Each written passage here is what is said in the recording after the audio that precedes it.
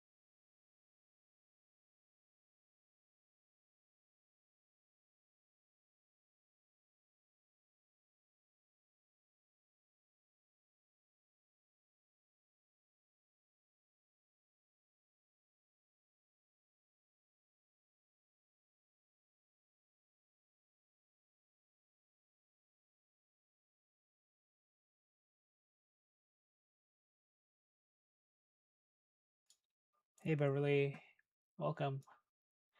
I am out of practice. I'm like lost where all my buttons are.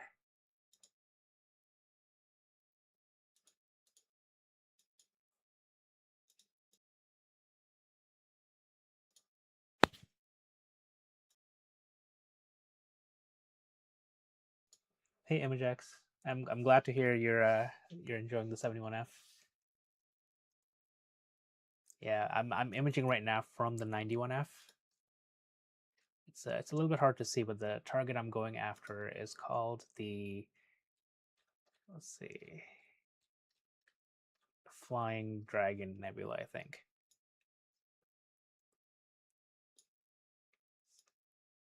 The network is being a wee bit slow. Hey Otto. Hey Marcelo. Hey, it's Marcelo, fellow from Death Valley.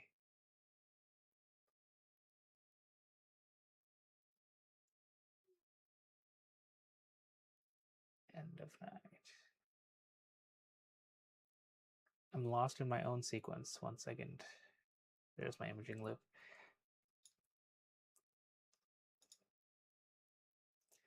Yep, the Flying Dragon. So it's a little bit of a weird target, but let me show you what it looks like in the framing wizard.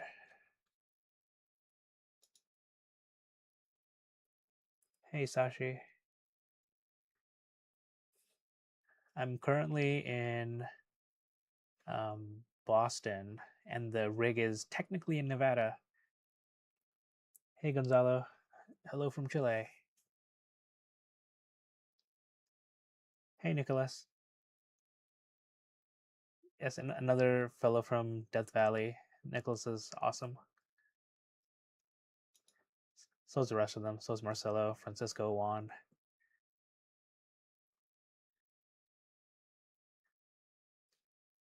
Oops.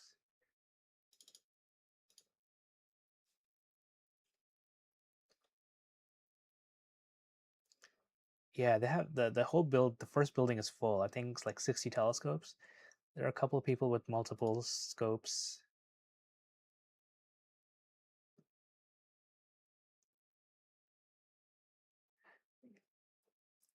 Yeah, it's really hard to see in this view, but let me pull it up in Stellarium because I want some nice colors, especially since I'm actually not going to shoot a lot of Oxygen 3. And I don't want just like super red stars. My guiding is pretty stable at just a little over half an arc second.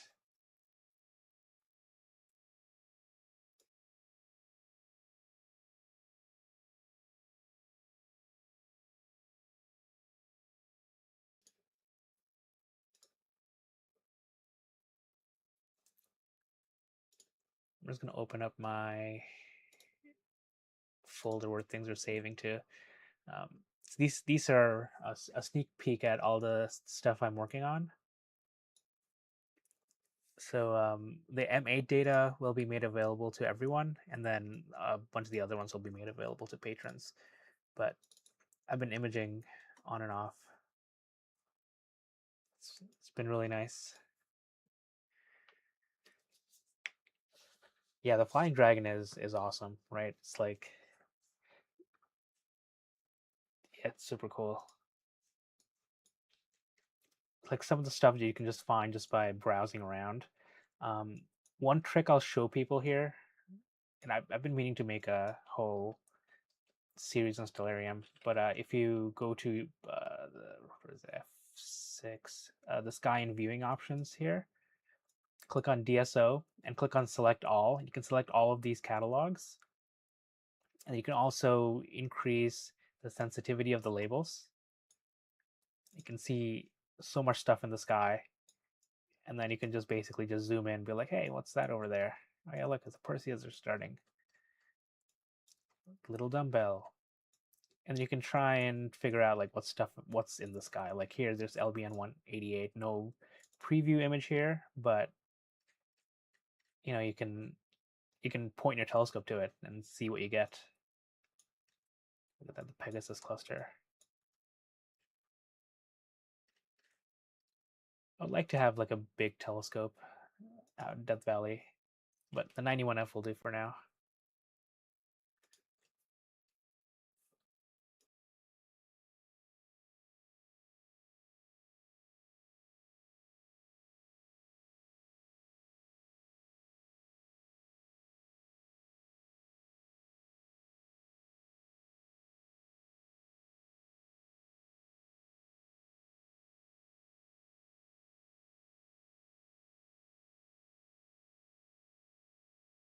Also happy to answer questions about Death Valley. It looks like we have actually people who staff members there in the chat. So if anyone has any questions, I'm sure they'll be happy to answer, and I'm happy to answer whatever I can.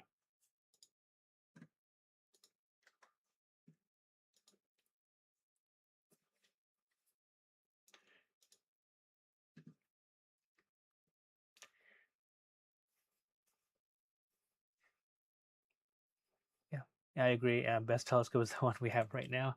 Yep, agreed.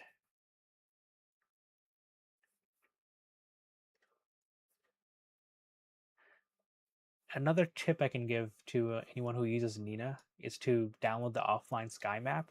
You can get the file from the Nina website. It saves a ton of time, and you can browse around and look for stuff here. This is the same as the HIPS survey, the HIPS 2 fits sky survey. So I've basically been just going around here looking for stuff to image, and it tells you like how high something is, when it's gonna cross the meridian. So I have a ton of projects already set. And these are just a list that I added here. I have a spreadsheet that I'm keeping with other stuff that I want to image.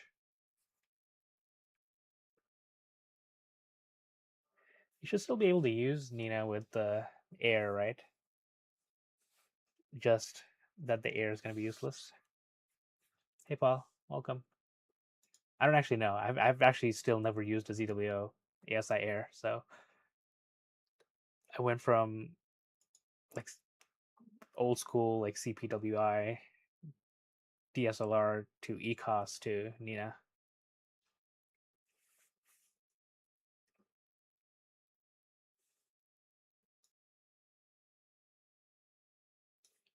Hey, Paul, thank you.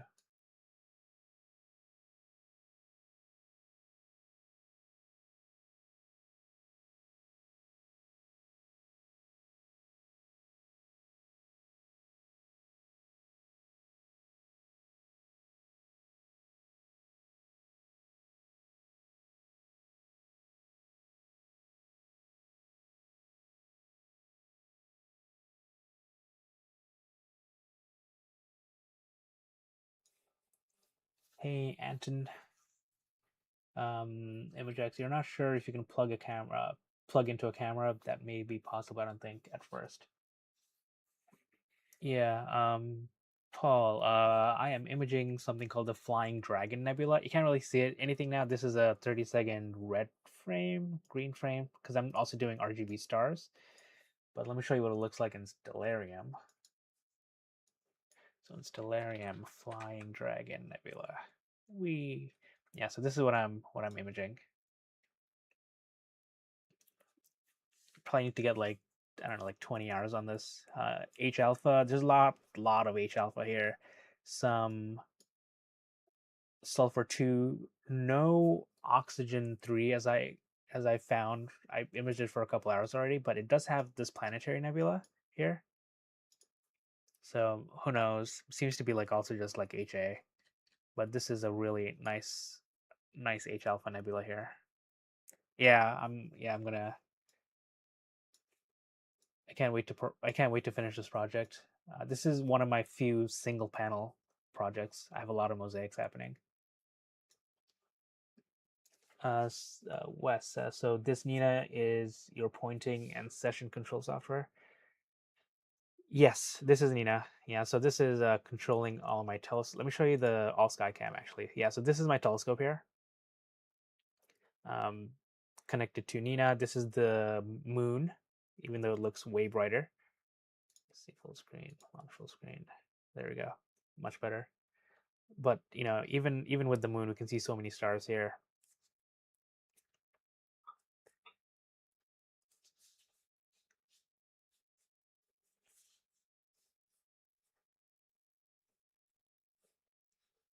All right, Beverly has been having some issues, but yeah, I'm hoping they can fix it for you soon. M33 is high in. Should I be use any filters after getting my main broadband data? M33 has a lot of H alpha, so lots of nebulosity you can see there. So use a H alpha filter, get some stuff there. Let's see. Yeah, like and the nebula, it's like some of these things they have like NGC and IC numbers. Like NGC 604 is a giant H alpha nebula in M33, and it pops really well with H alpha. There's some other regions here as well.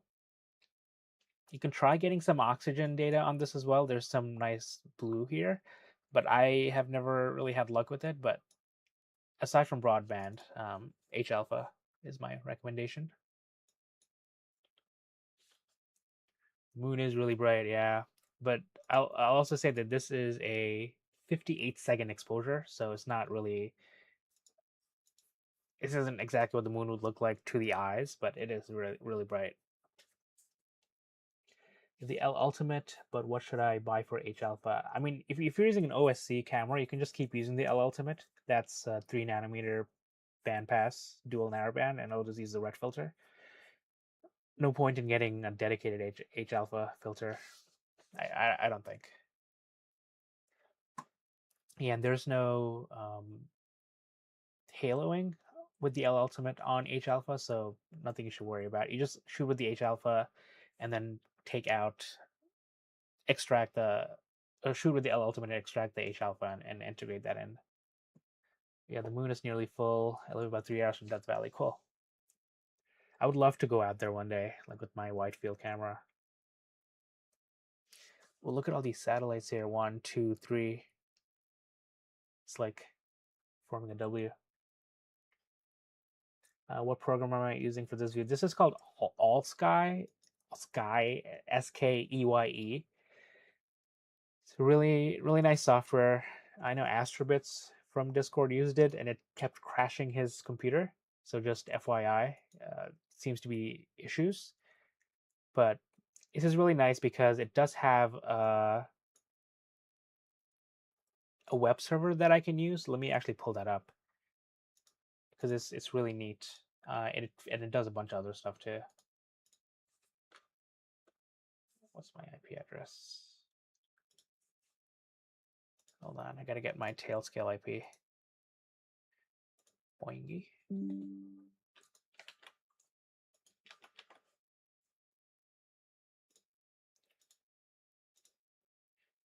Port 5856. Yeah, so it also outputs a cool web server. So just give it a second. There you go.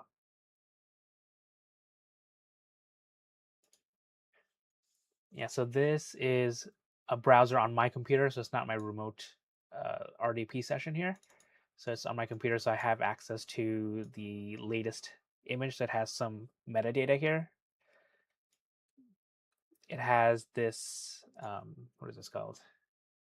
I'm blanking on it. It's like after 12:30, my brain stops working. And this is also like a horizon view. It's kind of funky, but I am gonna eventually start putting like screen caps of this on my website, maybe on Discord. I don't know if anyone wants to actually see any of these, but this is a really neat web page, and it also like does shows you errors. It is running pretty hot now, 42 degrees Celsius.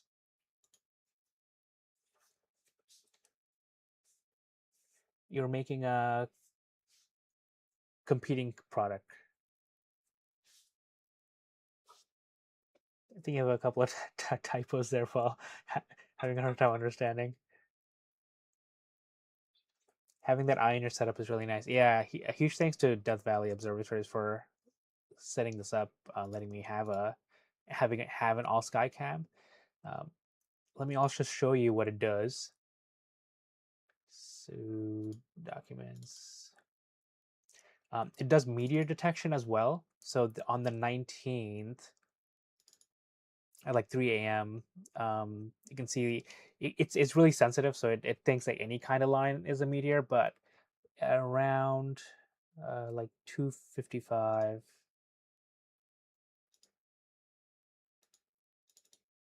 Look at that. Oh, hey, Nicholas. Thank you. Welcome to the party. Look at that. So this is like media. This is super cool, right? Like it shows me the previous frame, shows me the current frame with the friggin' meteor, like super cool. And then the next frame, like, and you can see the vapor trail. I saw the vapor trail. And I'm like, oh, I have to go back and find the individual frame. So it's time stamped. So what I do is, and then I go back to uh, image conversions. I do have the raw files as well. So that date, and then like 250 something. Ah, look at that. Look at that. I was like, yes, I got it. It is a kudos to a Tom Burnett, who's another customer at Death Valley Observatories, who saw this in his sub. I hope he shares that publicly at some point. It looks awesome. I normally go through media detection once every few days just to see what's there. So I would have caught it, but not right away. So thanks to Tom. Yeah, and another reason I like this software. I don't Astrobits isn't here, but he had trouble with this. I feel kind of bad for showing this, but it also creates a time lapse for you. So let's see if this plays well on the live stream. It's a little okay. Hold on, I'm not gonna play it on this one. It's like streaming through a live stream through a network through my computer. Hold on one second. I have the file.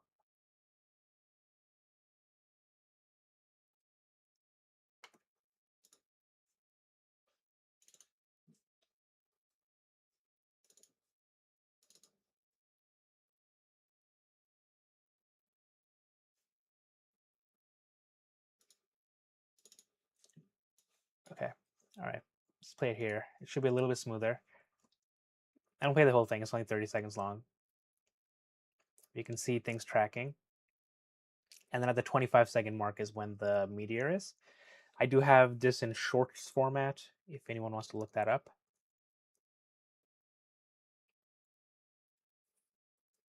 Yeah, streaming inception. And boom. Look at that. Went back. Look at that. The vapor trail. And that got me so excited. Like I'm really hoping for a lot of clear skies during the Perseids, because Perseids are notoriously like this.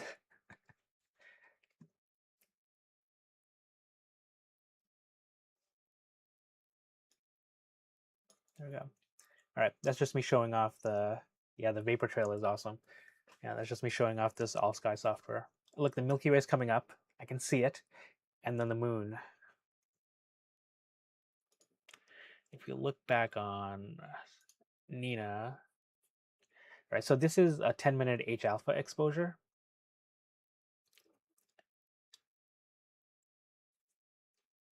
So it looks a little bit funky, but I think this is because of just the how it's coming through. I am seeing a lot of min clips here, which I should not be. Let's see. Maybe it was a deorbiting Starlink. Yeah, that would have been super fast. Oh, this is S2. Let me go. That's not okay. That wasn't H alpha. Let me go back to H alpha.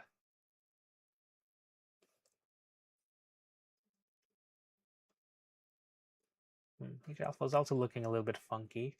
Let me see something.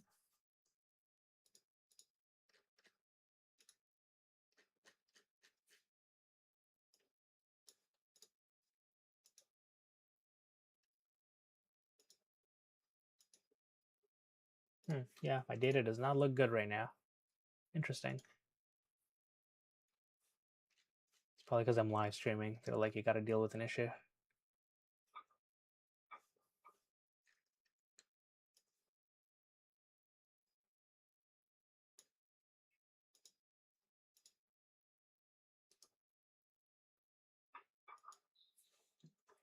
So this is data from a couple of, from yesterday actually. So the data looks much better here.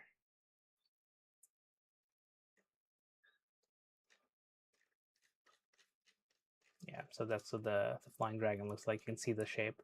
So yeah, so I am having some technical issues here with my, I don't know what's happening here, but I'm getting, it's just basically just clipping a lot.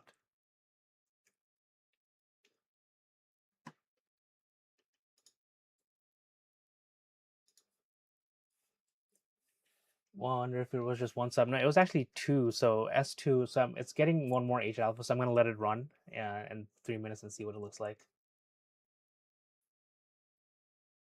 Is it a mono camera from Paul? Yeah, this is a monochrome camera. So this is this thing. It's the TubeTech ATR 2600 with the TubeTech filter wheel.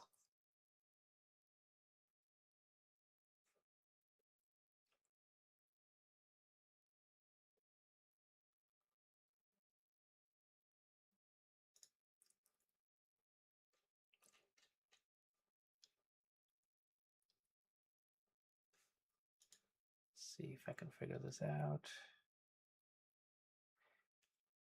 Temperature is okay. I've been keeping it at 5 degrees Celsius just because I don't want to overwork this thing.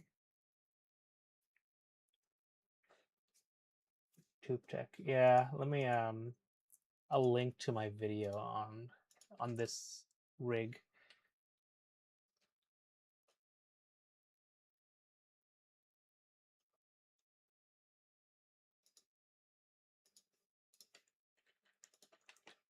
Yeah, so that video is the TubeTech Mono kit, and also a link to my video on Depth Valley Observatories where I cover my entire gear. You have 220 to 62 pixels at 0, maybe increase your offset. So my offset has always been 70. But I'm gonna let it go one more time and then see what happens.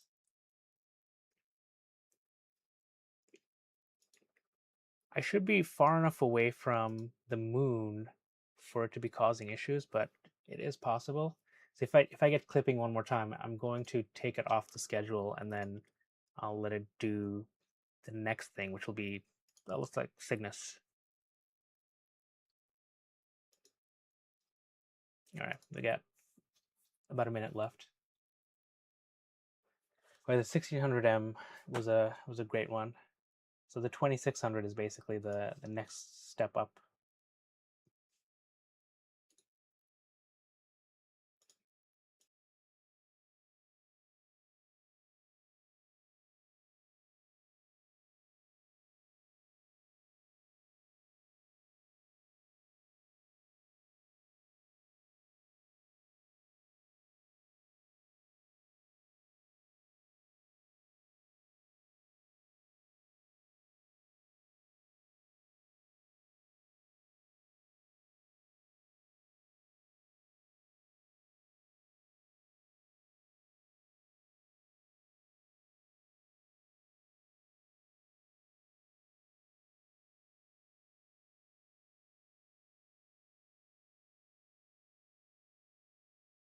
Yeah, I've never seen it either. This is a live stream special. So there you go. H Alpha just came in. Yeah, it also has a ton of clipped pixels. So, okay, so what I'm going to do is I'm going to stop this and I'm going to take this off the schedule.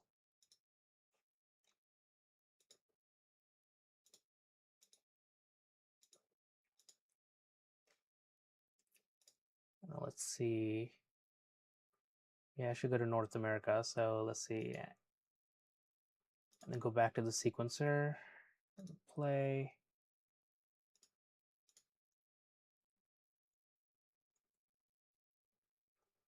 I am not seeing square stars now. It's worse. It's weirder. Let me open up another file and show you what it looks like.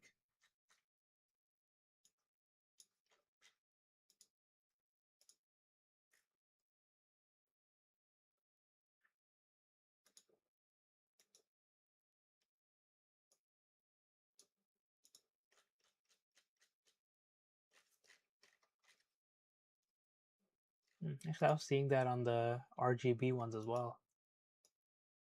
Super duper strange.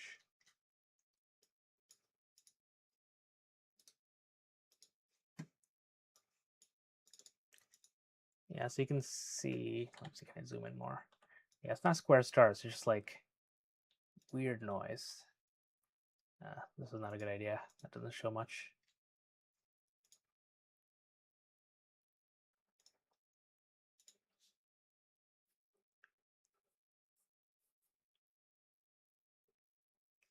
I doubt it's ice. There's like no humidity at Death Valley. Just 19%.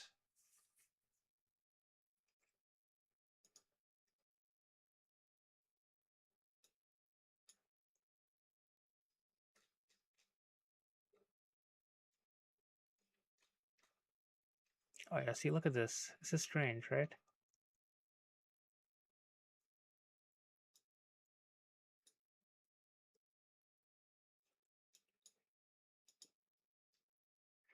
Okay, so maybe what I need to do is let me just restart the camera. And it does have a dew heater on, so let me just.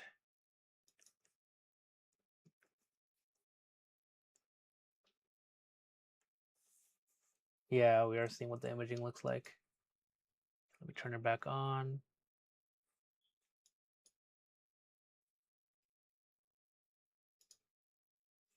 Okay, so I'm just gonna do a, let's see, a 15-second luminance.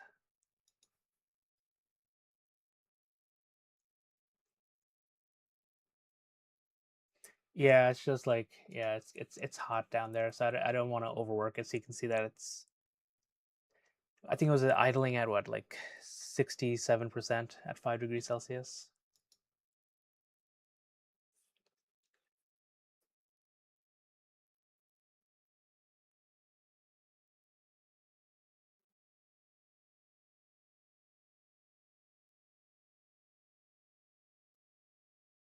Okay, look at that.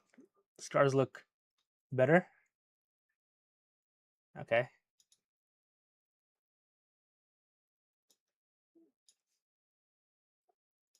I have a love-hate relationship with technology. I work in tech. I'm a software engineer, and it's such a headache. Like sometimes things work, sometimes things. I'm actually glad that this happened while I was looking, because my rig has been headless for like the last week. Like I barely logged in to look at anything, aside from when I needed to for my video. But it's been, yeah. Look at that, it's so much better. Oh man, that was just annoying. No, I've been doing 10 minutes for the last 2 weeks. Actually, I'm coming up on 3 weeks now. Actually, with 10 minutes, I should get fewer clip stars in the black and get more in the white. Yep, Paul knows what I'm talking about. It's like doesn't matter if it's software or hardware, like any technology. But I am gonna let it do its thing. The telescope is pointed slightly off where it was. It's still all near Cygnus. Look at guiding. Guiding is okay. You could probably get a little bit more aggressive to get the numbers down, but it's well below my pixel scale, so I don't really care. This guy's doing an autofocus.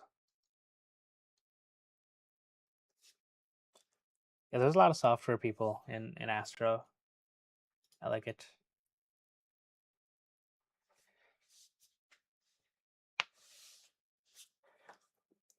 So I was doing an autofocus. Now equipment, make sure with my cooling. Yes, CSS 70% is doing 5 degrees Celsius. So I don't want to overwork this thing, and I don't really need much. I have darks at 5 degrees Celsius as well as dithers every frame.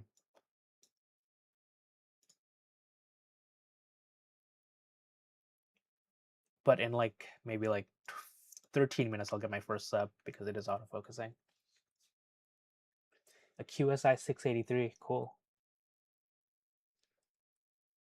30 minutes and 60-minute exposures, wow.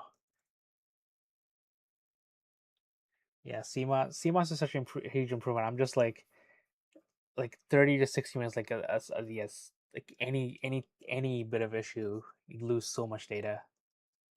I've done 20 minutes as experiments, and that's always fun. But yeah, you're right. You end up losing so much data if like one thing goes wrong for 30 seconds. Do I need darks at 5 degrees Celsius and dithering? Um, so I took darks for the first time like a week and a half ago since 2024, I think. So I basically stopped taking darks because dithering just works so well. But I took darks this time just in case because it is so hot there. I don't want to risk having hot pixels, especially if like if for some reason dithering fails. But I did it every frame. What I did do a couple days ago, thanks to Nicholas for covering my guide scope, is take dark frames for my guide scope, which helps. So it actually looked really bad. There was so much thermal noise that you can see it, but now it looks really nice. Took Actually did a whole a bad pixel map, not a dark library. I actually did a dark library and a bad pixel map. I did both, but I use a dark bad pixel map because it just works a lot better for this guide cam, which is a ASI 120 mini from many years ago. And even though this thing says Sal 33, this is my AM5. I'm using the same settings at home for my Sal 33. All right, off to taking a 10-minute exposure. The autofocus subs look good. So we'll see what a 10-minute exposure looks like on panel 11 of my NGC 7000 mosaic. It's a 21 panel mosaic. So it will be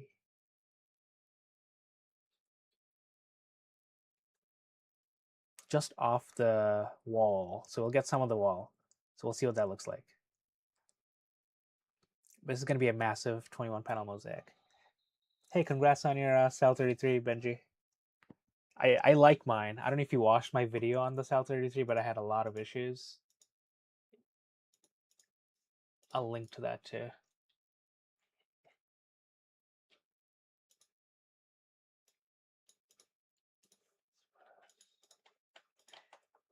I was technically batch 4, I think, but then I ended up being in batch 2, and that gave me so much issues. So many issues.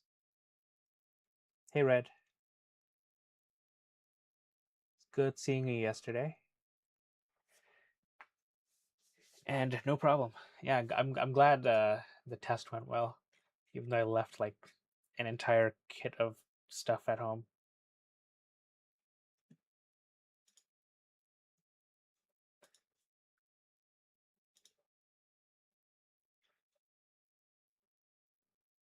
And congrats on installing Nina for the first time. Just going back to see if I missed any questions. For HA West, you said you can do 4 to 5 minute exposures and get hundreds of subs, and my keep rate is closer to 80%. Yeah, with With my 10-minute subs, I usually keep most of my subs, especially at Death Valley. Just very few rejected subs. And my rig at the Kagakama Remote Observatory in South Africa, similar when the weather plays. Um, but we've actually switched to like 3-minute subs for LRGB and 5 minutes for SHO there. Going back to the chat. So the video minutes were great to work with. Yeah, he's great. You can tell that he's really passionate about this hobby, which helps a lot. You had an issue with PayPal. You messaged me back in like 10 minutes. Yeah. I don't know when he sleeps. Anytime I've emailed him, it's always been like a 10-15 minute maximum wait time. Is my mount one of those harmonic drive things? It is one of those harmonic drive things. If you haven't watched my video on my journey to Death Valley, I recommend it. I go over the entire rig there, break down how much everything costs.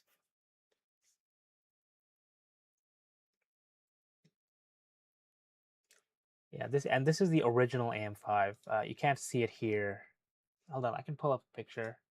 Nicholas sent me a whole bunch, so I'm thankful for that.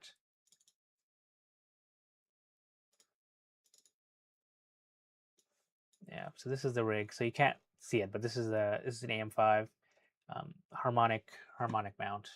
Strain wave. I think harmonic drive is, I think, trademarked by a company that makes the branded harmonic drive. I think the generic term is strain wave. It's like, what's another word? Like Velcro. I'm working on another video where I'm comparing the AM5 to the Sal 33. I have all the footage. I just need to put it together, edit it.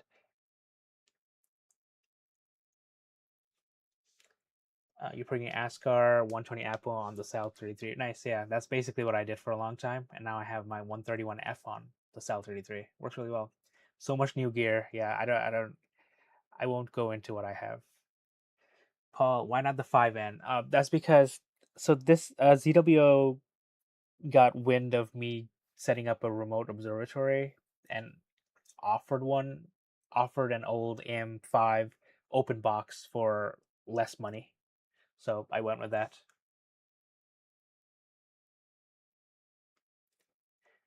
When are you getting a Newtonian? I have a Newtonian. I have a 6-inch f4 imaging Newtonian. I don't like it.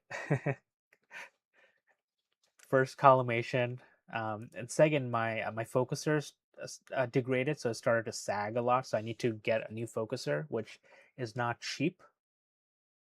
And I also got tired of working with diffraction spikes. Juan, who's one of the owners of Death Valley Observatories, he has some amazing images with his Newtonian. Um, but every time I see like his images, I'm like, I need to take mine out again.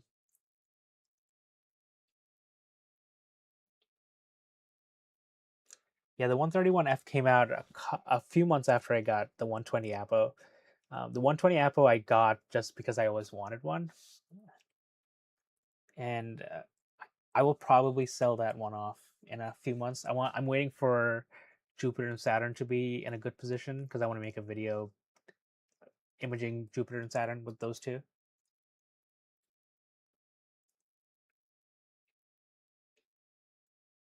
Hey, Richard Lowe, another Death Valley resident here. Your Warp Astron. Yeah. I've heard good things about Warp Astron.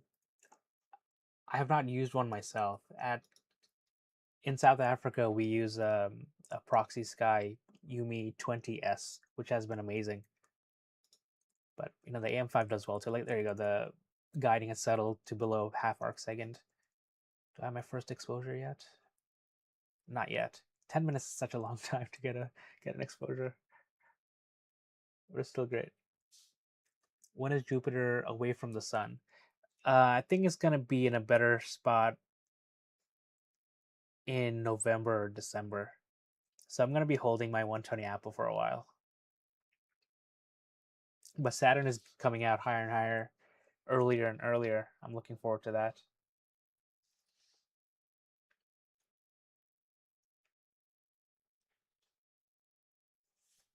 Cool. Good luck with your run, Richard. I have my whole sequence automated.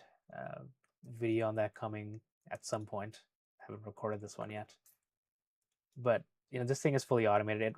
It comes on, starts imaging, and then shuts down later on. It's been running headless for the last few weeks, so I've been pretty happy with it.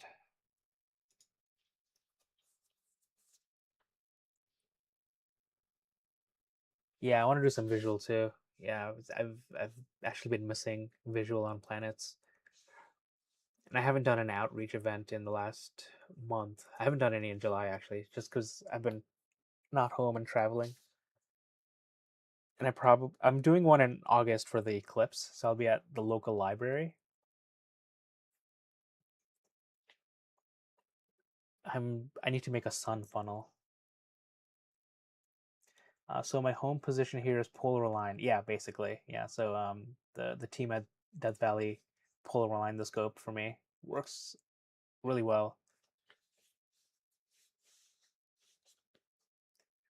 And then I think what I did was in the ASI software in advanced, I made sure that my park position was my home position.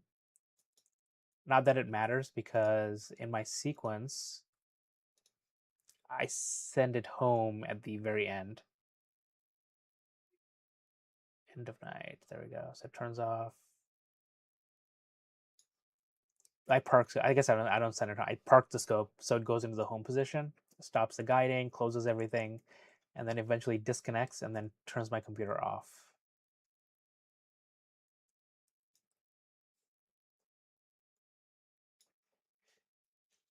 Anyone use any sky align with ZWO? It worked. Just point at a random group of stars and play it solved. Uh, I think it's just a 3-point polar alignment, right? Does it slew like 3 times? I know the ASI Air uses something similar. But this is, I think they used PhD2 for polar aligning, but you can also use 3-point polar alignment, which is a plugin in Nina. At home, I use the iPolar. All right, first sub coming in.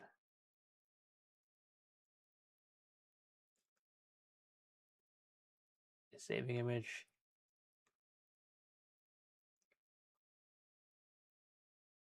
There we go. Okay. Oh, there's some haloing on the S2 filter. That's a little disappointing, Tube Tech. But okay, stars look good. Look at my clipping. It's now 10 pixels, not 2000. So the camera just needed a restart. Super strange. 10-minute subs. I'm also not clipping on the white. There's only 231 pixels that are clipped, which is basically nothing. But this is the Cygnus wall. Now it's taking an image with HA. So in 10 minutes, we should see something really nice. Going back to the chat, 3.49, it works great. Yep, Beverly. I used to use ECOS. Their 3.4 it was poorly vibe coded. Did vibe code exist back then? I use ECOS too. I actually used Astroberry for many years. It worked really well. But you're right that I had a lot of issues with the polar alignment in that tool. So for a long time, I manually polar aligned because I got used to it looking up the polar scope. And then I got my iOptron iPolar, which just changed everything for me. Nina looks like the ticket. Yeah, Nina's awesome. I'll go over the installed plugins that I have here. Discord alert, Discord notification. This is great. Actually, I want to show you while this is happening night summary. So I started using this thing, and it is so nice. Give me 1 second. I'm going to pull up last night's night summary.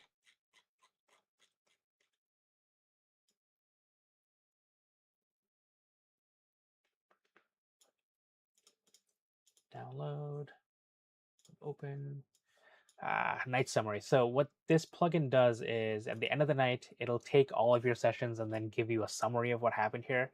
like what has imaged, how long it ran. It says 10 hours. I need to actually fix this because it's counting from when the session started, which is before sunrise, before sunset, and then when it ended, which is around sunrise. So it's a little off.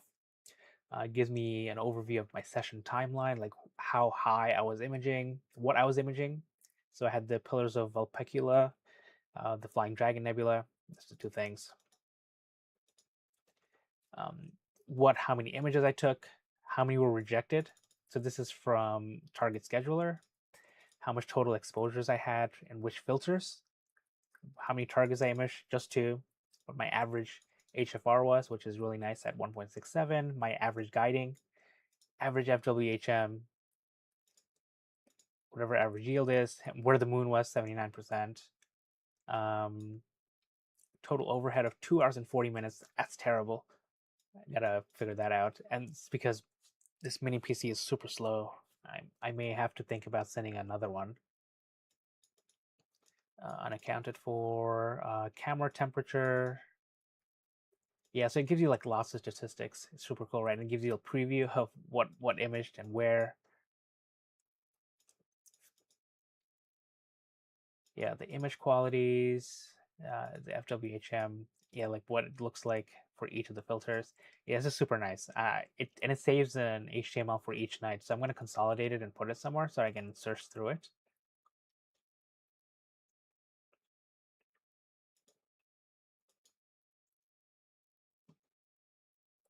Oh, there you go. And then HFR versus time, so you can see like how it got worse and then better again, and then which filters gave you what.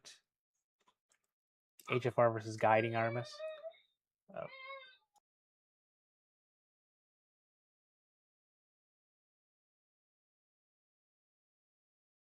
All right, I got the baby monitor. My son is calling me. Be right back.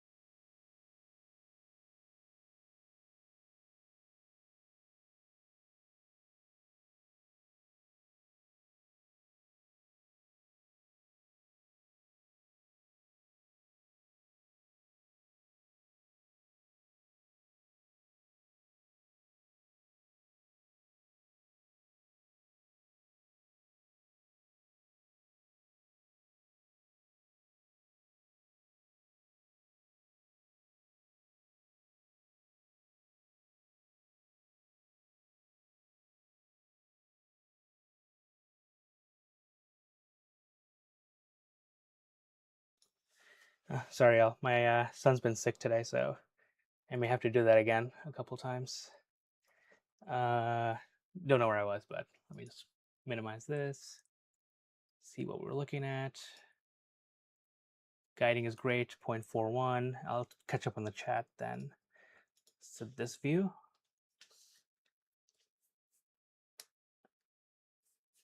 I should do a Nina video. Yeah, I have a.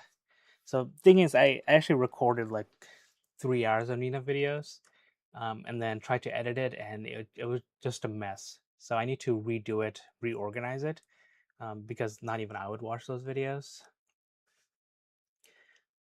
Am I cooling my cam to 10 or -10? I'm cooling it to 5 degrees Celsius, and it's running at 64% cooler power. So yeah, I said it earlier that I just don't want to overwork this thing. So I'm just leaving it at 5 degrees. I'm gonna make it cooler as the weather gets cooler.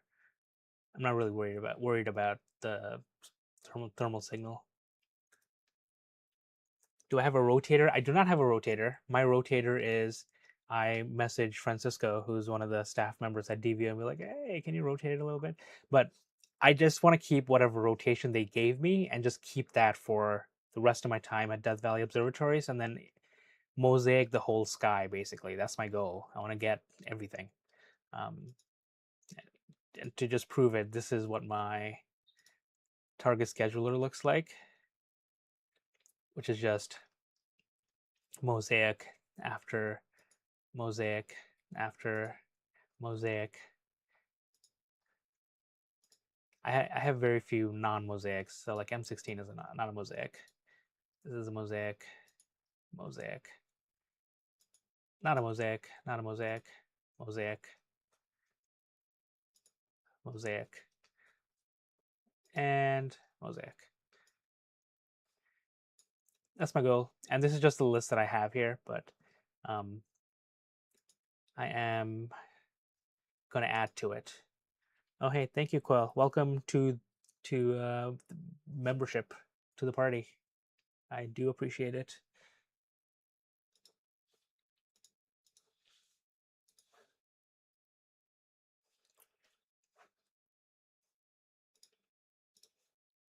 Let's see, catching up on chat still. Baby and astrophotography. I'm wealthy. No, it's the opposite of wealthy. Those are two money suckers. Is that the word? Money pits. Yeah, those money. The both are money pits. I have so much astrophotography gear, and then I have so much baby gear. I'm trying to pay for one of those with YouTube. For the record, you're stoked about your astrophotography hobby. So fun and rewarding. I agree. You get greedy though and want more. Want to move. Oh, hey, wait. I got distracted by H alpha from this filter. So it does have haloing. So yeah, so this is something that I wasn't able to replicate from home. So I did do a lot of testing with these filters from home. Did not see any haloing, but looks like this star. What is that? Is that Deneb?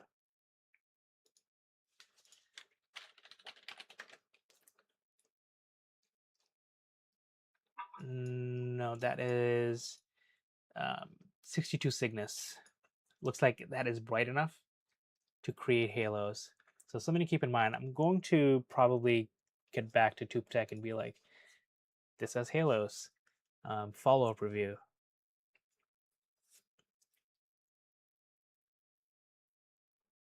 More data, the better the final result. You can never have too much. Yeah, agreed, Wes. This is like I'm hoping. I always lacked data from home. The most I've ever gotten was I think like 30 hours on M82. But beyond that, it's like so hard from Boston. It's just cloudy all the time.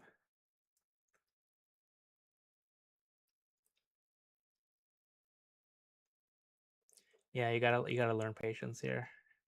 I haven't processed anything in weeks. And thank you, Wes. Yeah, he's feeling a lot better now than he did in the morning.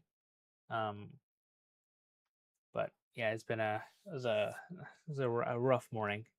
I got about 3 hours of sleep last night. I think Paul think Paul called me out earlier saying I need sleep. Probably should. A couple months with the C-Star S30 Pro, and then he spent $6,500 on a real rig. That's how it goes. C-Star is a gateway drug to just spending more money. Mosaic the Whole Sky is pretty ambitious. Yeah, but I just got this book from Charlie Bracken that I'm reading. He basically mosaicked the whole sky. But I will say that I did have that idea before I got his book. So I didn't steal his idea, but I want my own. Is it worth getting OSC instead of mono for Bortle 1 skies? I think it's the opposite. I think it's worth getting mono for Bortle 1 skies because there's just like so much crispy data that you want access to that you won't get with OSC. But with that said, I've gotten some really nice images from Bortle 1 with OSC, so you can get amazing data with OSC. Um, I will link to my. Actually, let me just. I'll just pull up Astrobin.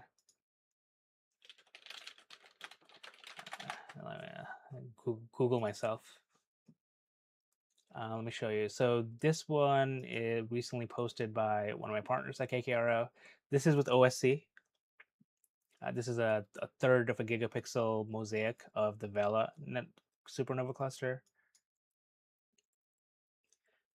This is actually this is not OSC. This is a mono. This is OSC. This is my edit of a subsection of Vela. Dark Doodat Nebula. This is OSC. Yep.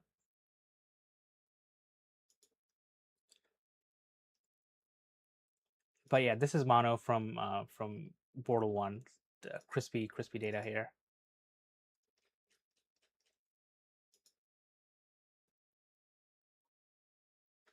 Oh hey, Myth. Yeah, that's right. You're renting there too. Are you renting at looking up DVO as well? Here's mono from KKRO. But anyways, let me catch up on the chat. Sorry. Sounds like you're a good dad. Thanks, Paul. I try. He's a good kid. Quell, you had to wait until your kids are out of college and out of the house before you could build my first astrophotography. Well, lucky for me, I started building my first astrophotography rig when I was 16. So I started building this longer than I started building him. Development distracted by H alpha before. Yeah, we have because it goes ha.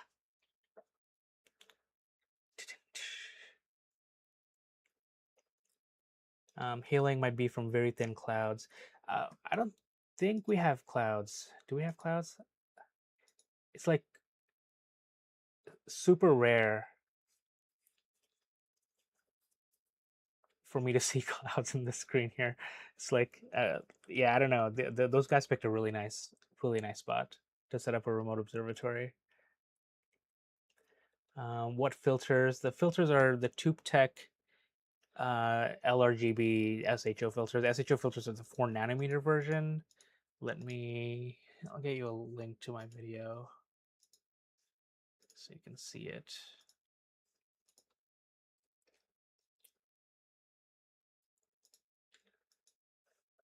And in the video, I didn't test it out as much.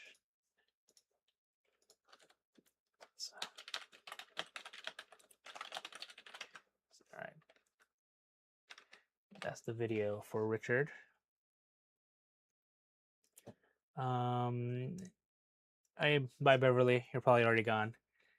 I'm in Boston. You've lived there for 18 years. Oh, cool. I've been here for 11 years. I'm originally from New York City. Grew up there. My baby, he just turned 3, so he's technically a toddler. Except when he's sick, then he's a baby. 6,500 is nothing, Wes. I agree. I think what I sent here is like a value of like 7,500 ish, give or take. You told your wife that I'm a good family man who works full time and does this. Superhuman? I don't know.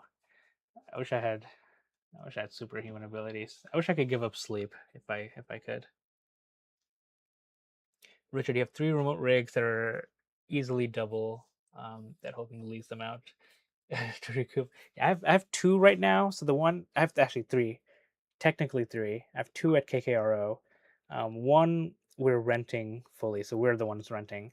The other one I'm testing for Sean there, trying to get the SP 100 ready. But while getting it ready, I'm trying to get like really nice images. For a long time, it had some really bad light leaks, but I did my best with the processing here. I think it did. I think it did okay. That's one of them. The Centaurus A is one of them. LRGB filters weren't as bad, but the SHO filters were just not great.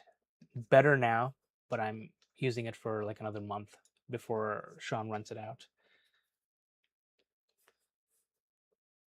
It'd be cool to be able to rent this out to people to try out, but right now what I'm trying is just getting data and providing it to my paid patrons, seeing how that works out. Haven't done any of that yet since I have not finished a project yet.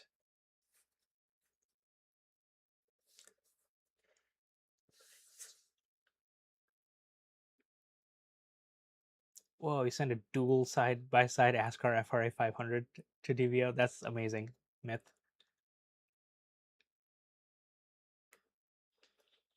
What camera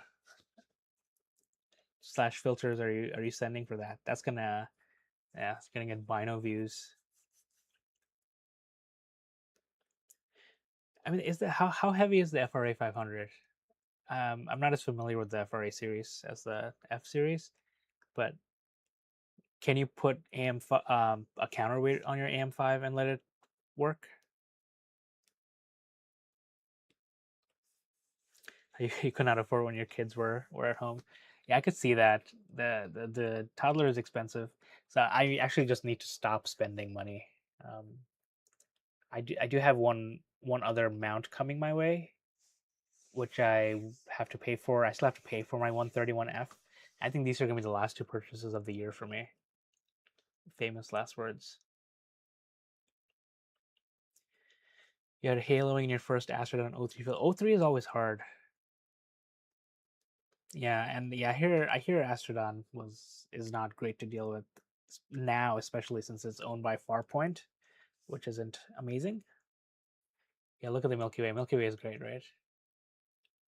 Paul, were you here when I showed off the Meteor Strike Vapor Trail? If you weren't, I can play it again. The Antlia 7 nanometer parfocal. Huh. We have Antlia. We used Antlia dual narrowband at KKRO for a while. That was amazing. Myth, you're sending two 2600 ASI plus Antlia 3 nanometer LRGB SHO. That's going to be amazing. That's also a lot of money.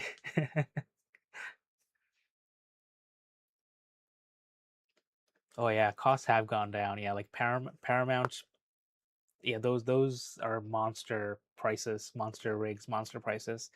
Yeah, those and like some of the astrophysics stuff. I saw them at NEAF, and they were trying to convince me to buy one of their giant refractors and giant mounts. I was like, eh.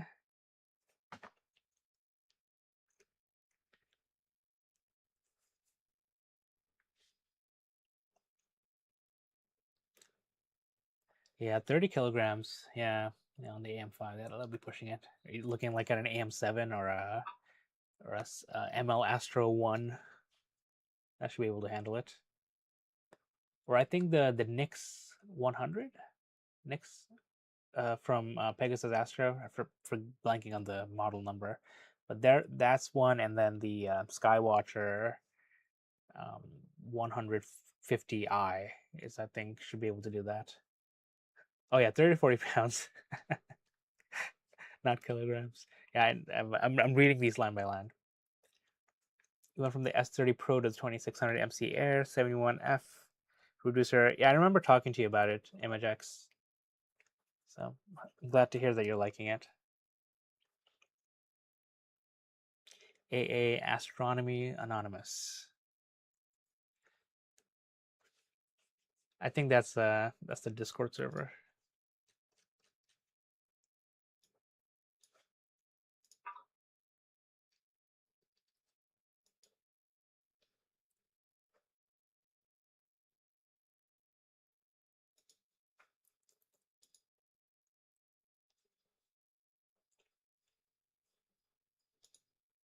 Here's another S2 sub. This is not going to collect any O3 tonight because I have super aggressive O3 moon avoidance, so separation of 130 degrees um, within 7 days of the full moon. So it's not going to shoot O3 at all tonight, and I am okay with that because I'm going to get clear skies forever at Death Valley Observatories.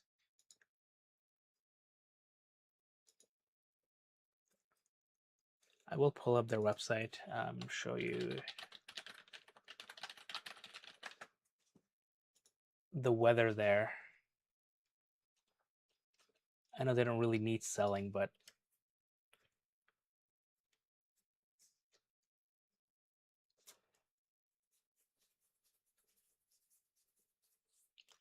looks like we may be getting some clouds. But from my experience, like these things, they just get blocked by whatever mountain ranges over there. So it'll probably be okay. Tomorrow's a little bit iffy, which is fine.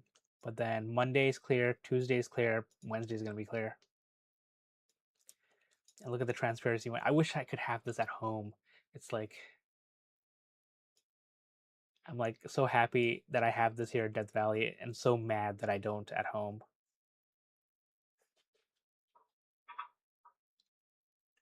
The wait time is crazy on the astrophysics stuff. Yeah. Yeah, I hear great things about Stellar View. I know a couple of people with their Stellar View. I've always wanted one, but I don't think I'll get one. And Takahashi is just another level.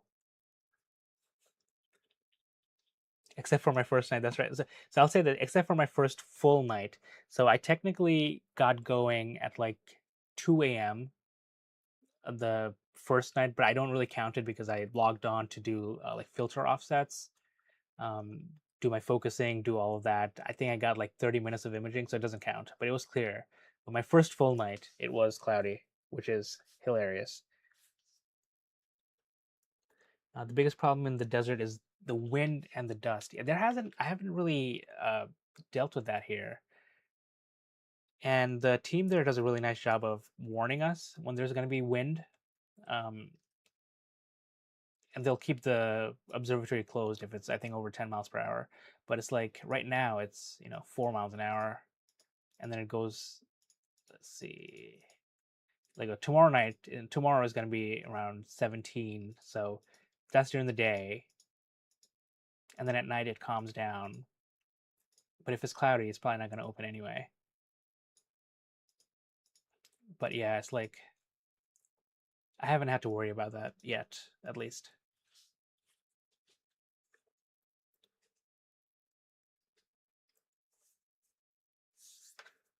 No issues cooling the camera. So it is currently, I cool it, I don't cool it all the way. So it's at 5 degrees Celsius. So it uses 62% cooler power. There was a conversation happening in the Death Valley Observatory's Discord server, people talking about what they cool their system to. Some people do like -5 degrees Celsius.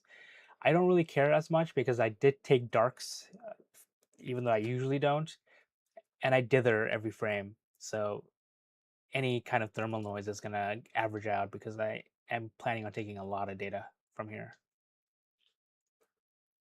And the forecast is generalized many, many nights. It gets, it's got a sucker hole right over it. Yeah, it does.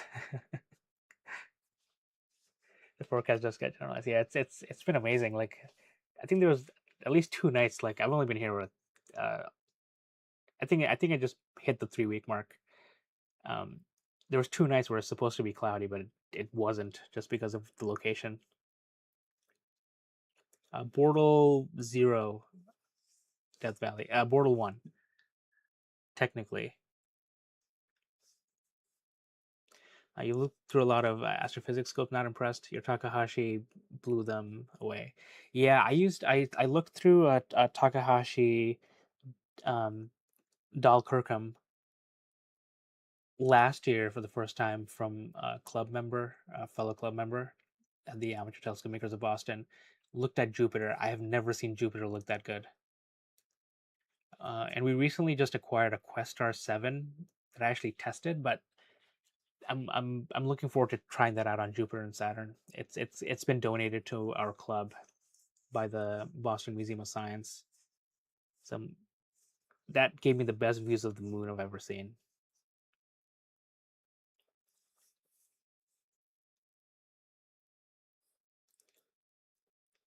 Yeah, I can see Takahashi's outrunning every scope. Those are insane quality. Portal Zero hanging out in space with JWST.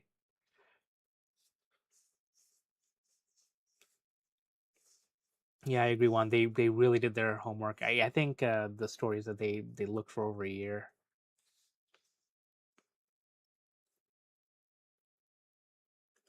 Of your three locations of the last year, DVU had the best weather. Yeah, I can see that. I can see that. Yeah, KKRO has had a string of hazy skies. It's not cloudy, but it's just not clear, and that's been like I'm like, give me clouds or give me clear weather. Don't give me anything in between. I don't like it.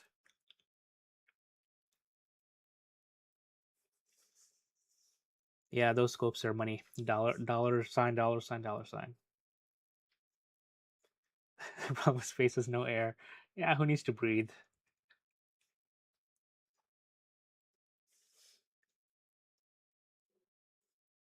Yeah, the Epsilon 130. Yeah, yeah. I've seen some of your images.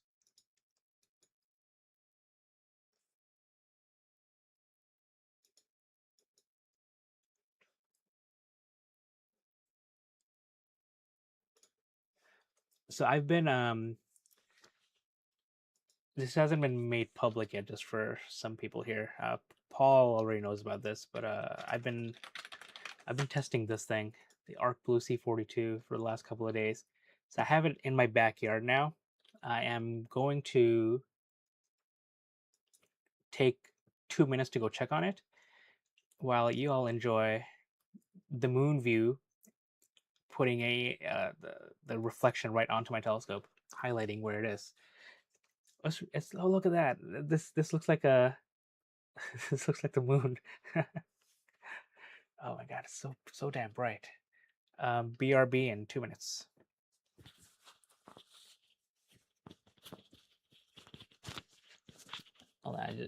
Quail's comment caught my attention. You have a large remote shared observatory 20 miles, but they want $600 per month for a pier. That's insane, right? How how big of a telescope can you put on that? Find a good stellar view on cloudy night. Picked up a 90 millimeter fluoride element, 1200 meters. Yeah, I bet. That's amazing. Planet X. Moon X. Moon Zero. BRB. Yeah, I did check out Sierra.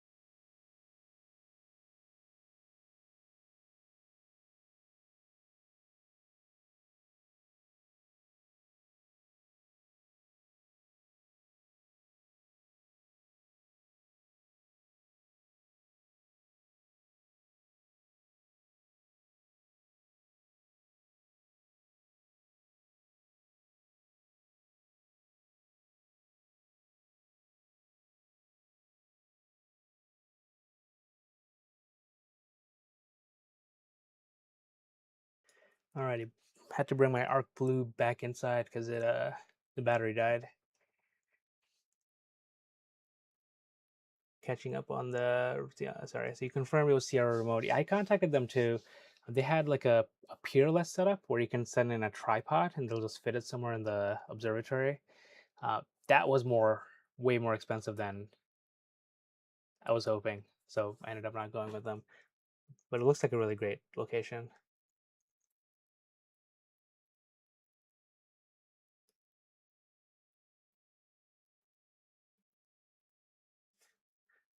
Oh yeah. If you can drive to Death Valley, yeah, definitely reach out to the team if you want to visit them because they do allow visits. Where's the website? They do allow visits. Just I think you just gotta call them. Location. Yeah, visit us anytime. Yeah, with an appointment. So just and I'm sure they'll be happy to accommodate you.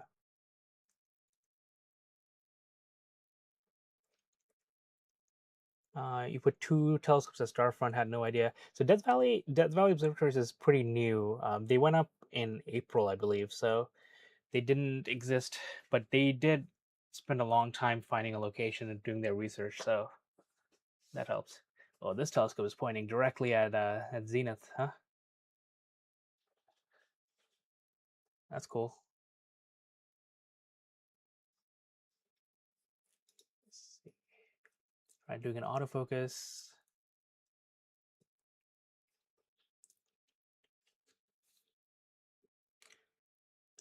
I'll say I also looked at Starfront because I know lots of people there, but I have also talked to them about how you got to scale support along with scaling business, which I'm just gonna stop talking here.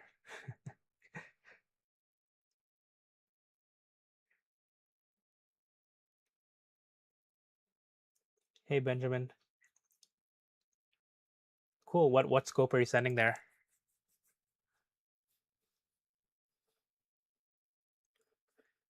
Yeah, Wes, all the full spectrum LED, they're so annoying. Like here too, and like I have so many neighbors with like bright white floodlights. Yeah, just to do a tripod system. Yeah,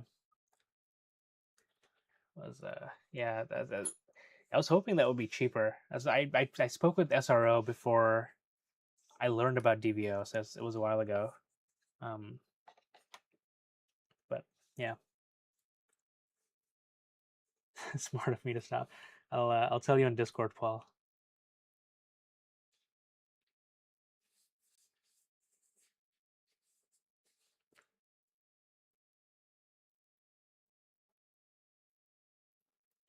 Yeah. If you watch my video, like I was like so thankful for all the work they did getting me up and running in a night and a half, which is technically like 6 business hours that I lost, which has been amazing.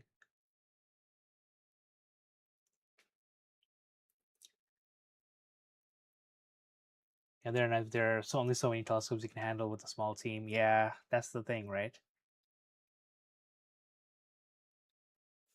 Yeah, it's hard to do. Like at work, we have people burn out because there's just more work to do than there are people. Not sustainable in the long term, but I'm pretty confident that Death Valley Observatories will learn from mistakes of others.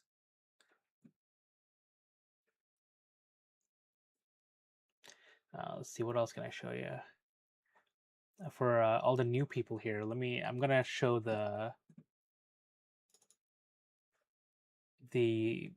time lapse that my All Sky Cam captured during the morning of the 19th with the meteor strike. So this is going to be at the 25-second mark, but such a nice time lapse. The All Sky app creates this every night for me, so I can just look through it to see if there's anything weird. All right, in about 5 seconds, you'll see something over here. Boom. Yeah, look at that vapor trail.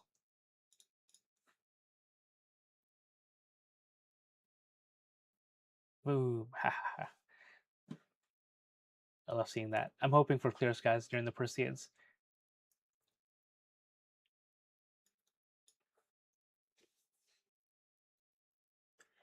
Am I teaching any classes given my work-life balance? Classes? What do you mean, like for astrophotography or?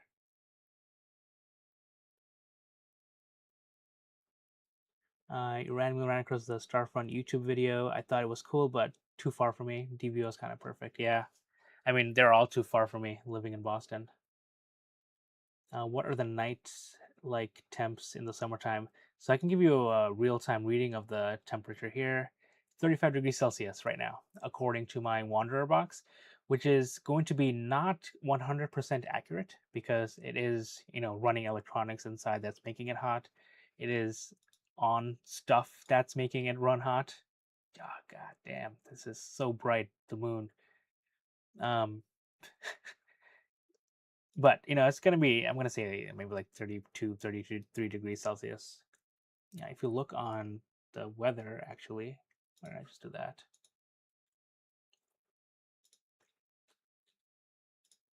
Weather right now it's 80 degrees Fahrenheit. So whatever that comes out to Celsius, like what is that, 30 Celsius?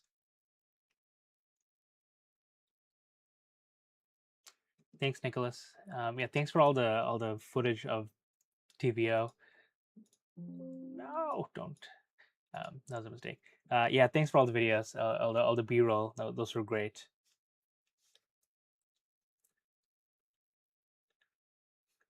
I wonder if Europe you still have to try and copy the Starfront model. So yeah, there's I forget the name of the observatory, but it's in Spain. I have a friend who just put his rig there. But they have something similar, but it's not as cheap as like Starfront or Death Valley observatories.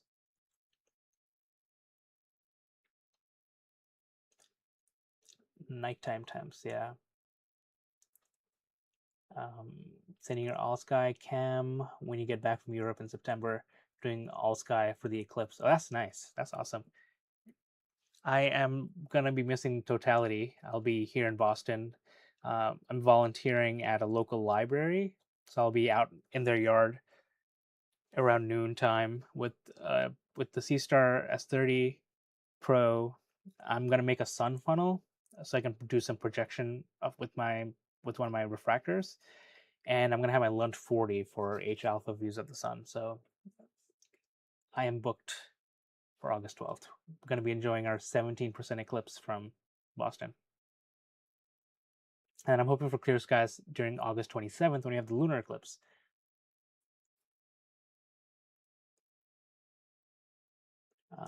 You got to get a still and process it, get that vapor popping instant thumbnail. I should, right? I do have the FITS file from that somewhere here. So I have the originals. It's going to be here. Actually, I can open it up in my computer. I have FITS viewer. The vapor trail lasts about 30 minutes, so it's a lot of. But I don't think this camera really is gonna give me any decent results. But I like the way you think. I'll look through it. I have the files.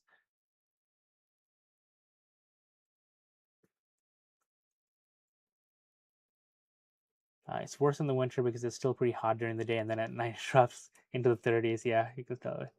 Yeah, that'll be interesting. But they do have climate control in the observatory, so it's not like it's gonna drop that much. At least I don't think. But we'll see. We'll see what happens. Paul says Death Valley is great. I'm just on the other side of the Sierra in Visalia. Cool. Clear skies 80% of the time. Wow, how does that work? I have not clear skies most of the time. But I will say that I've had tonight is the third clear night in a row I've had outside taking images. And the arc blue was just doing it for the last 4 hours or so. Paul's eyeballs are being eclipsed into your eyelids. Yeah, it is bright, right? Those are 57-second exposures. The All Sky Cam is doing auto exposures, trying to get the median target value to 0.3, which is the histogram settings here. But yeah, you can see like a bunch of it is clipped, but it's trying to get the median to like around here, and I think it's doing a pretty nice job because I can still see stars, and the moon is only going to get brighter for the next few days because it's not full until Monday, I think. Monday or Tuesday. Oh, nice. Yeah, I have some images from 2017, 2024 as well. Those were fun times. I love eclipses. Yeah, me too. Let me see. While we're waiting for more subs, I'll go to my website. It's astronomy.com. So I have a whole eclipses section. Oregon in 2017. Nice. I did. We were in Tennessee. So this is from 2017. I do have the totality somewhere. I think I have to re-upload my totality shot from 2017. It has disappeared. But this is from 2024. And then, I don't know if you where you were, you saw the massive prominence that you could see. This is from 2017 with my 6SE. I left my reducer at home, so I couldn't get the whole sun. But it was a really nice event. But this is a really good one. This is a HDR. And these are from, what is this from? Yeah, I wasn't very good at documenting. I think this is from 2012, from the roof of my apartment in New York City. Here's another one. I got up like at 4 a.m. to set up. Yeah, that looks right.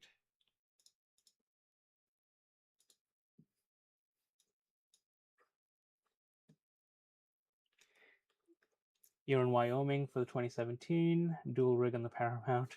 Nice. TSA 120 with your Lunt 100 riding on top. Wow, that's amazing. How do you like your Lunt 100? I have a Lunt 40. Um, I got that a few months before my son was born, so I didn't want to spend too much money. Inland sea views. There's an European equivalent. Pixel skies. That's what I was thinking of. Yeah, pixel skies in Spain. Thank you.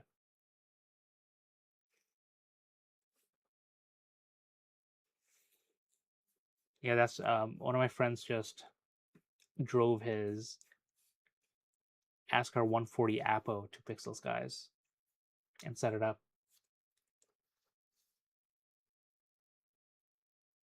Oh, cool! You're in a Sky and Telescope cruise. That's awesome. Sky and Telescope is a local company here, so I know quite a few of their editors, including the editor in chief Diana Hannikainen. Super cool.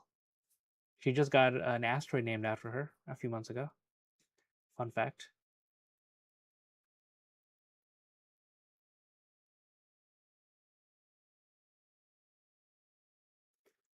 That's good to hear about the Lunt 100. I would get one if it wasn't.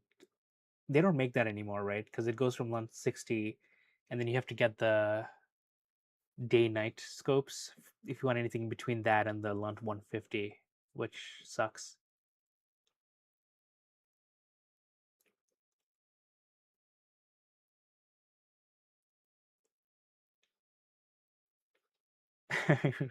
Yeah, maybe. I won't give away how old I am.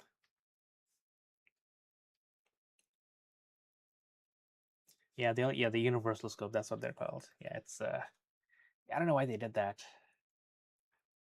But I tested out the Heliostar from Skywatcher, the Heliostar 100, and it blew my mind. Like it looked like I was looking at a picture of the sun. If only it wasn't so expensive.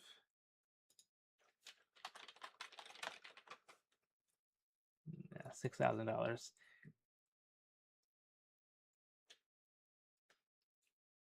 And it's back ordered. ETA late July. Hey, that's now. It's late July now. But it was an amazing view of the sun through this. Looked a lot better than the 70 millimeter, 76 millimeter, I think. Yeah, 76. I want one of these, but I am not gonna spend any more money right now.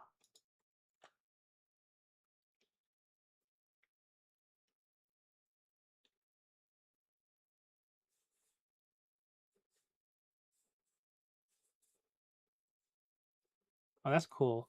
Oh, a funny thing is, so I mean, I used to get Sky and Telescope myself, but after I got married, my in-laws wanted to gift me something for Christmas. So, an annual Sky and Telescope magazine subscription is my current Christmas gift. It has been for the last few years, and I'm assuming it's going to continue for a little while, unless I make them mad.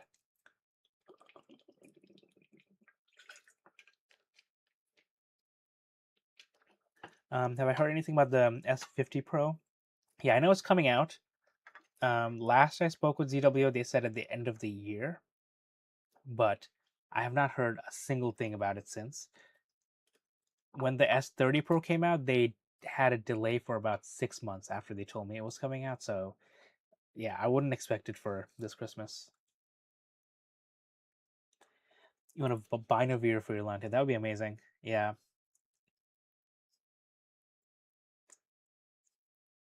yeah, I would like one too.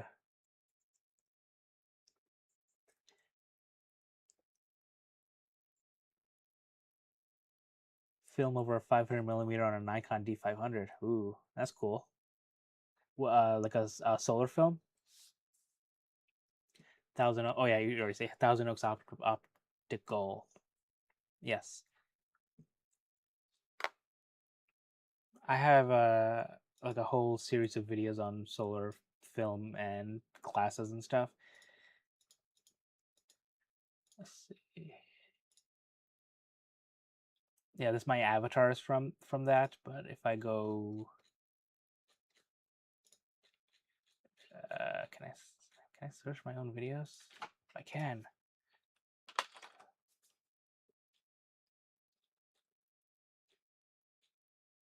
Yeah, like this one.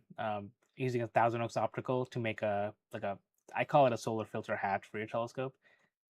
But every solar eclipse, this thing gets a bump in views.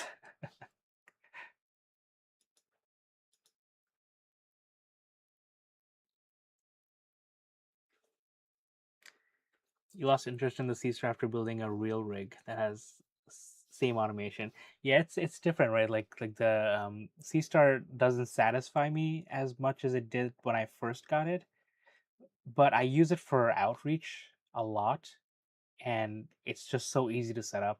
So I still use it all the time for outreach. Let me see. I think I have a picture I can share from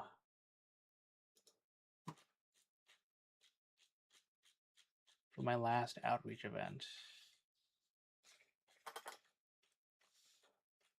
Actually, I think it's going to be on my Instagram. 1 second.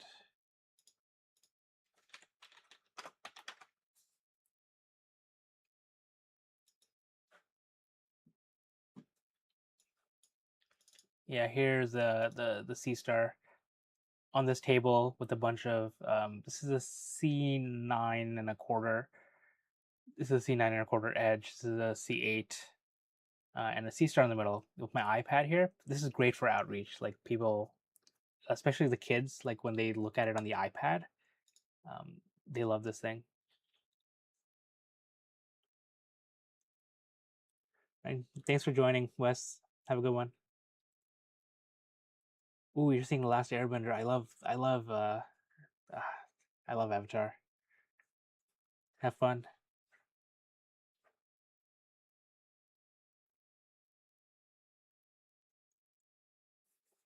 You had one for your Orion Eon 130, and the moon was amazing. Sweet. Yeah, you're on smartphones doing that. Yeah.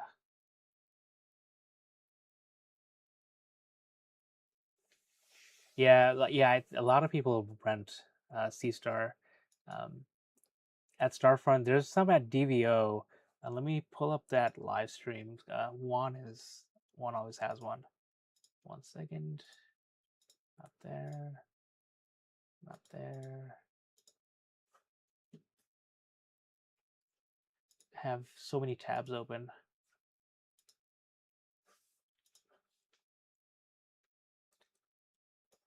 Yeah, so this is the DVO channel. I think there's a Sea Star here, but there's also the moon here. There's a couple of Sea Stars. I wish I could point them out to you now, but I can't because of the moon. But yeah, DVO has a bunch too, and KKRO has a bunch. And people have been taking some amazing images with those.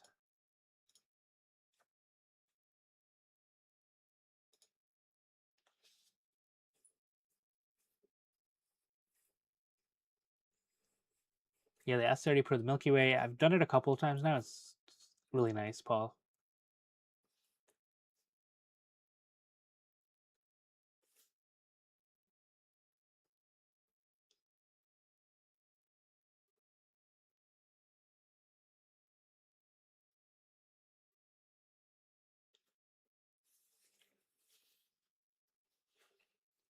Cool.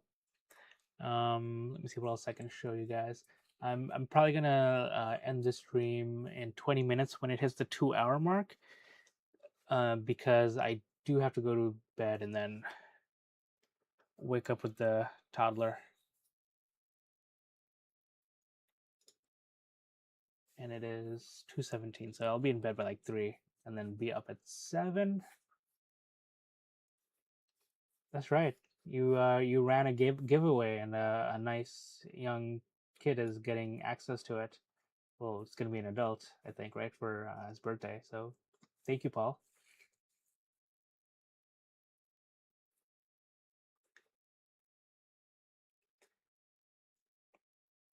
Yeah, using your S30 Pro alongside your real rig. Yeah, I use that. I use it as a. It's a good companion rig for some stuff, but it really depends for me, like what I'm trying to do. Like right now, I'm testing the Vespera 3, so I'm also using my S30 Pro just as a comparison tool.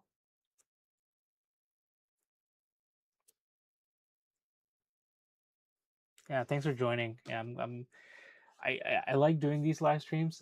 It's been a while. I There was a point last year where I did one every week for I think 16 or 17 weeks because I had 16 or 17 straight Saturdays that were clear. But this year has been awful. Like I haven't been able to do one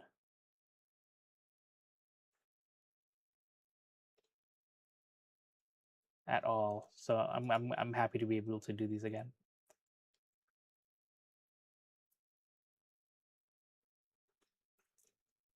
Your C star is your TOC 65 with an ASI 585. Yeah. I mean, it's not a C star anymore. It's like C everything. That's a lot of streaming. Yeah, honestly, like live streaming is it's a little bit easier than editing videos. And of course, my mistakes stay. But I, with live streaming, I think I've gotten better at speaking. I don't say ums and uhs as much as I used to. I still say it, but streaming has definitely helped me become a better speaker. I think over the last couple of years. Hey, Etep Astro from Canada. Yeah, we're looking at Cygnus Wall. We were looking at the Flying Dragon Nebula, but needed to restart for anyone joining now. The Flying Dragon Nebula is this thing. I'm trying to get like 20, 25 hours on this if I can. Tonight didn't go well, but Cygnus is doing well. Is it El Nina or whatever causes this? Yeah, La Nina or El Nina. I think it's El Nino this year that's causing a lot of rain.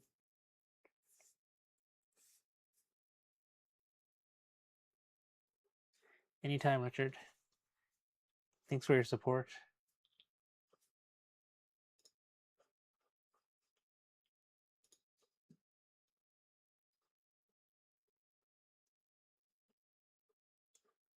These are always fun. I know there was at one point somebody asked me why I don't go on camera. I don't know. I didn't do my hair or my makeup, so JK. Hey, welcome from Argentina.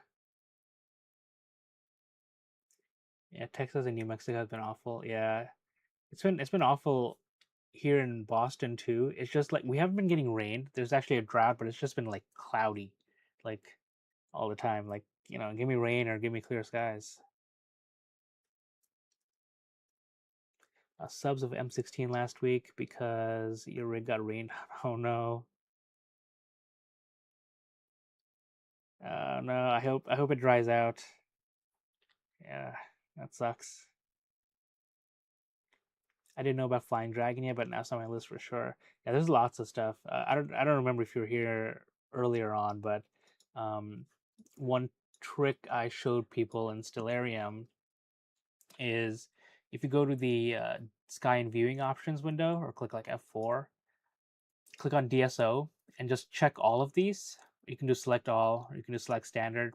Select standard is just like you get access to these, but if you do select all, you get all of these things and you can just browse around to see what's around.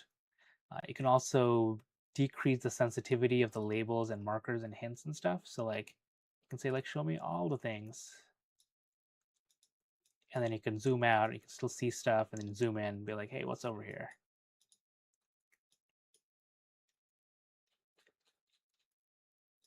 I have many things planned on my to-do list, including a whole video on Stellarium, a deep dive, because there's just so much stuff here you can do. Like sky surveys, if you just search for Continuum, I already have a couple of selected NSNS for the Northern Hemisphere and the Shasa for the Southern Hemisphere. And when I enable those, look at what the sky looks like.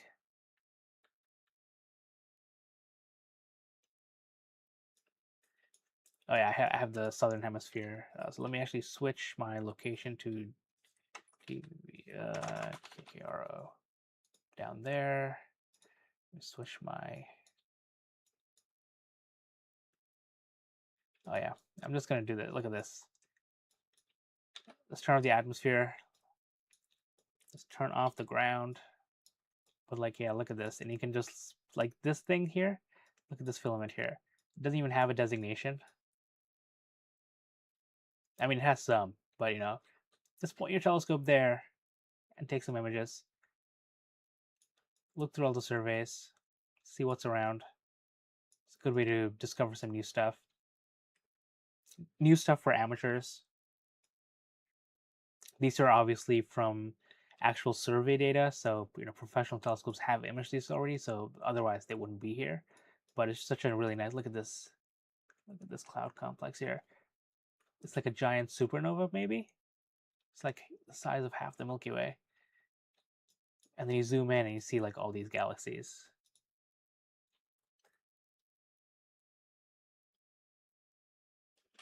Thanks. Yeah, talking is good enough for streams. Yeah, that's my plan. Just talk.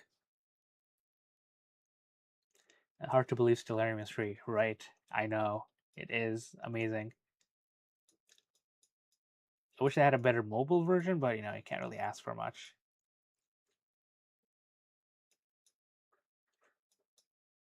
But yeah, and then let's bring the ground back with the A back, and then you start to learn the shortcuts.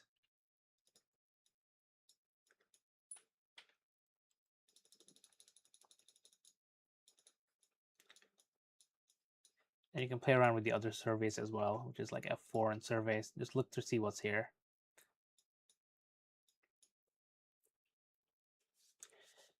You think the S50 Pro will be brilliant at these low border locations? I think so too. I'm not sure what sensor they're putting on it, but I hope it's a good one. Knowing them, it might just be the 585 again, the IMX 585, but we'll see. Yeah, that filament is huge, right? It's like, yeah, like I have plans on imaging all of that if I can.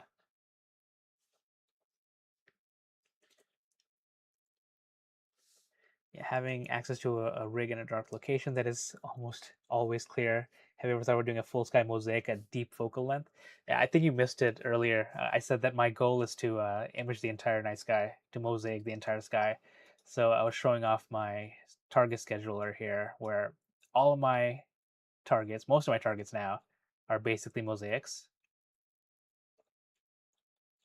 So I want to mosaic the entire sky. It'll take a long time, but we'll see.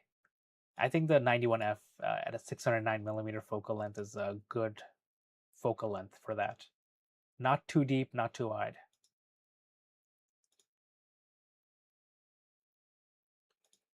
And this thing is fully automated, so this thing comes on and images by itself. I did run into an issue earlier today. It's kind of fortunate that it was the night I decided to live stream, because otherwise I probably would have had a ruined evening. But that just means I have to check my subs a little bit more often.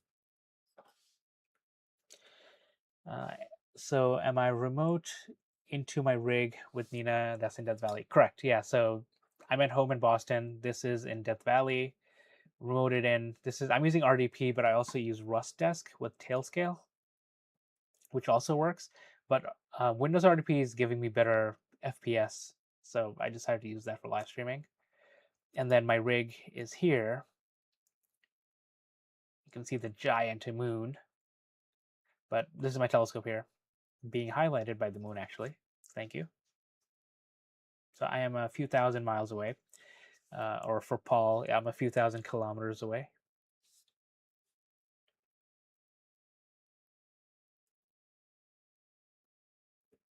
Yeah, full sky mosaic. That's my plan. I mentioned Charles Bracken. He wrote a book where he basically mosaiced the entire sky, but I want to do that. But I have his book. I'm gonna put out a video on a couple of books soon.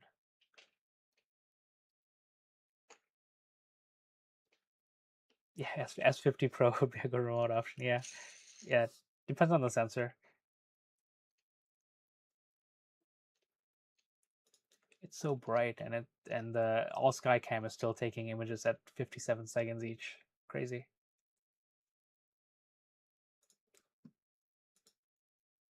In my all sky, my last image folder, it also does a keogram. That's the name I was trying to think of.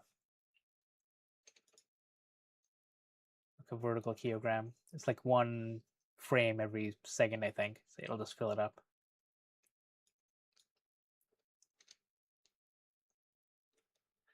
Does that offsite have a website? I'm curious on pricing.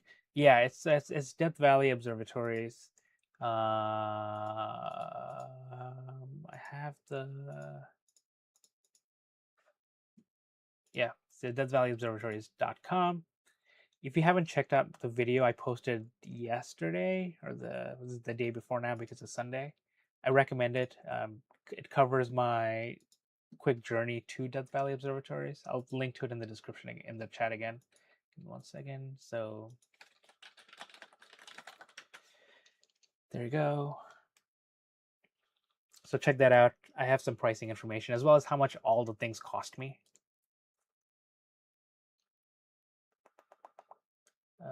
Where's my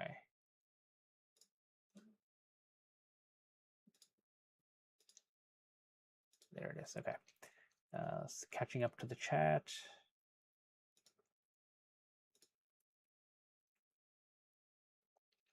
You dump your process logs from PI into Claude, and that's a great summary of sub-quality and exposure breakdown. Yeah, that's a nice idea.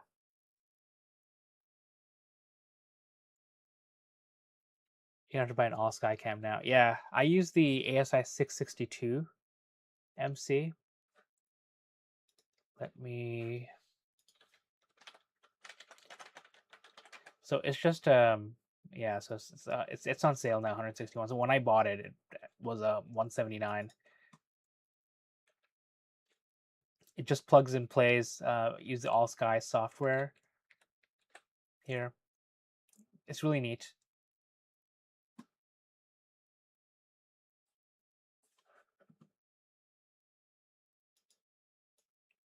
Not mandatory, but affiliate links are in the chat or in the description somewhere if anyone wants it. Next question. Irrelevant. How much integration and what filters are you thinking? It'd be amazing to release your own survey. Yeah, I want to get like, I don't know, like 20 to 24 hours per panel. It'll be, it'll take a long time. It's like a multi-year project. I don't know if any of the Death Valley Observatory folks are still here, but just letting you know that I'll be a customer for a long time. And the filters I'm using now are the TubeTech filters from it's the LRGB filters are just a standard LRGB, and then the SHO filters are 4 nanometers. So I'll link to that video again as well.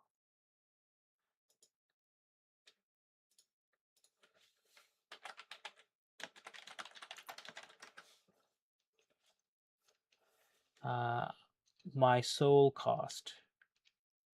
I don't know if I understand, Paul. What do you mean?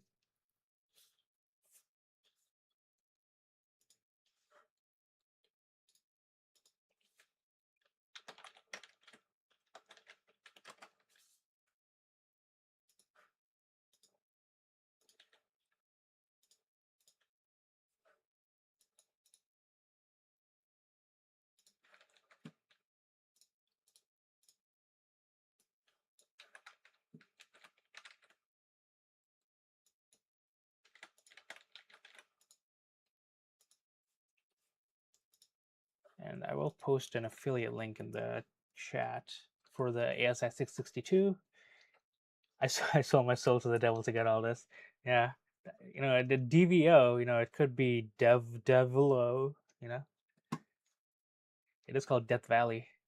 Oh, hey, look, there's a cloud coming here, like a soul cloud, solo cloud.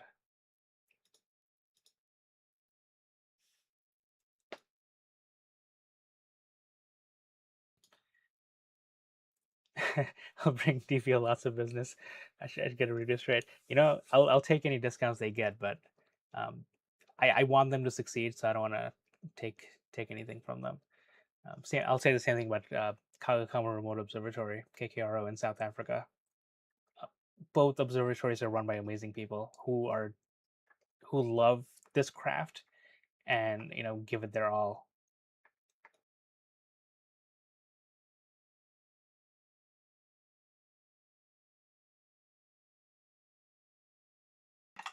Yeah, I've only been to 2 remote observatories, and obviously Starfront gets a lot of attention, and I know a few people there. Of the 3, I would say that Death Valley so far, it's only been 3 weeks, has been the best so far. KKRO, when it was their summertime, that was amazing. I think we had like 45 clear nights out of 50 days, overwhelmed with data. You have the 662MC. It's a great camera. I've used it for planetary, though. I never tried all sky. Yeah, did yours come with the little what's it called, the all sky cam lens here, the CCTV lens? That's basically all you need on top here. Yeah, the CCTV lens, and you can use it for all sky.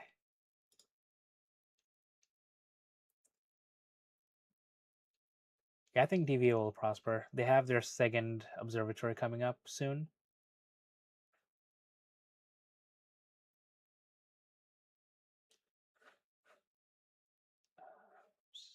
Okay. S2.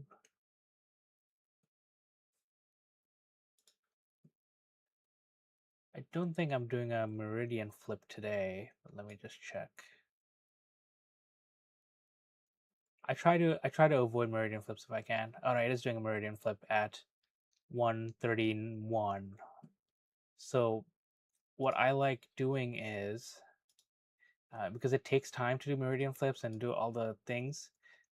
In Target Scheduler, I just set the meridian flip penalty to 100. And then what I'm going to do is I'm going to turn my Flying Dragon back on.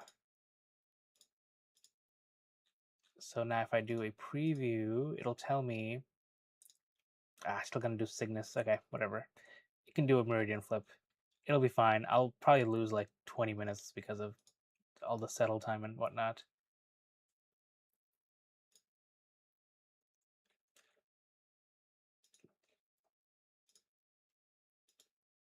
I think what I need to do is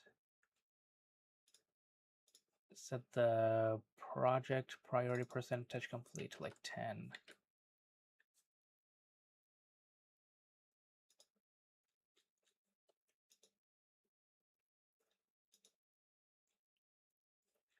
Nope. I will make it flip.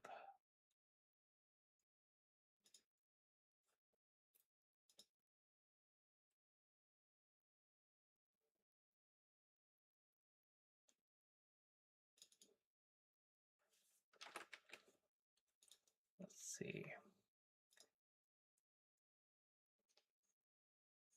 Hey, thanks, Paul. Good night. Thanks for joining. Always good to see you. You did remind me that I was supposed to end the stream. And I just got lost in my own settings, but I'll play with this and I should just let it go. Let it do a meridian flip, whatever.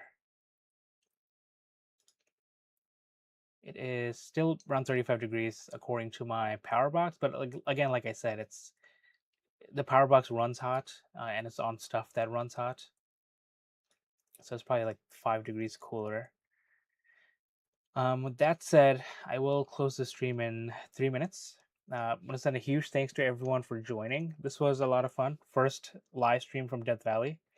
I hope to do more in the future. And yeah, if anyone has any questions, feel free to reach out. Lots of ways to contact me. If anyone wants to reach out to Death Valley Observatories, do that as well. Their website is deathvalleyobservatories.com. Right? It is, right? I'm not lying. Let's see, I have too many things open.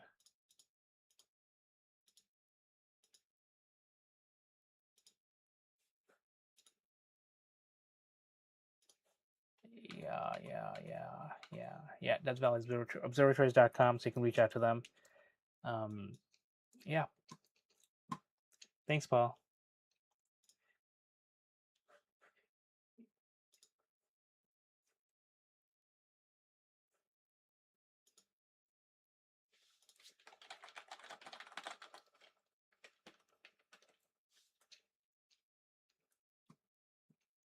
Oh, hey, Rail Boy Booty. Still got like 3 minutes. Yeah, I'm hoping I can do more because I was just showing off the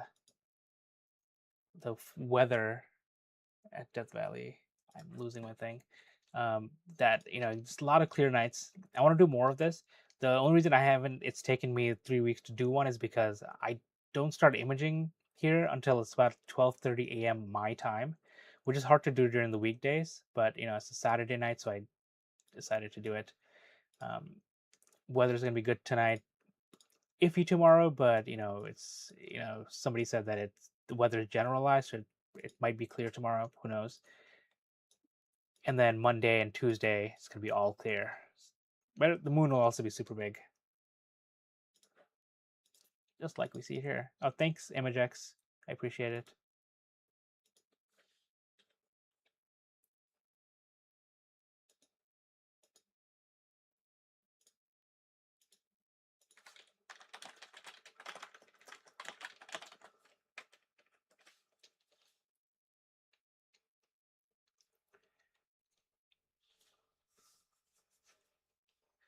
You are all awesome. So I'm gonna go on mute, but I'll be online for another 2 minutes to answer any straggling questions.